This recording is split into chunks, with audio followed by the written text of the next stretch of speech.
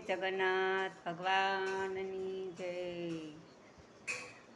આ રથયાત્રાના પ્રારંભનો ઇતિહાસ એવું કહે છે કે એકવાર બહેન સુભદ્રાજી પોતાની સાસરીમાંથી દ્વારકા આવ્યા હતા।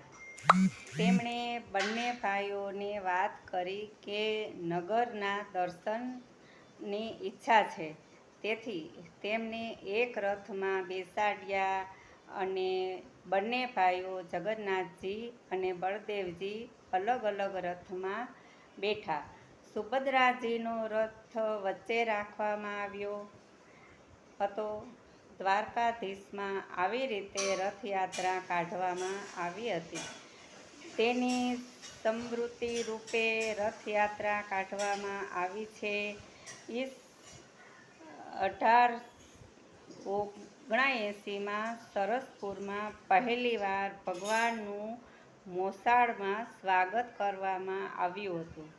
ત્યારથી દર વર્ષે મામાના ઘરે ભાણેજડાઓને ભવ્ય સ્વાગત કરવામાં આવે છે।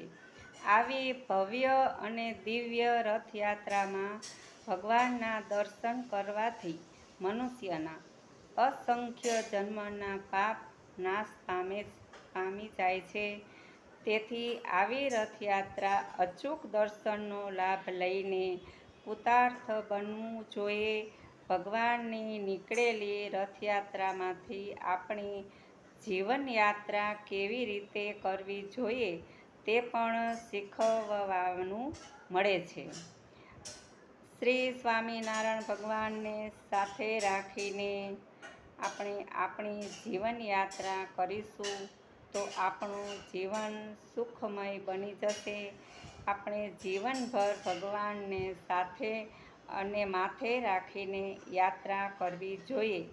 સાથે એટલું કે તેમને યાદ કરીને જીવન જીવવું જોઈએ અને માથે એટલું કે હું જે ક્રિયા કરું છું તે ભગવાન જુએ છે તેવા અનુસંધાન સાથે કરવી જોઈએ।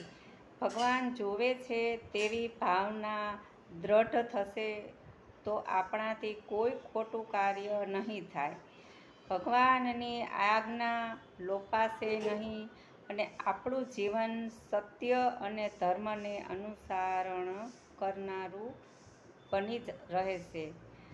જય જગન્નાથ ભગવાનની જય, દ્વારકાધીશની જય।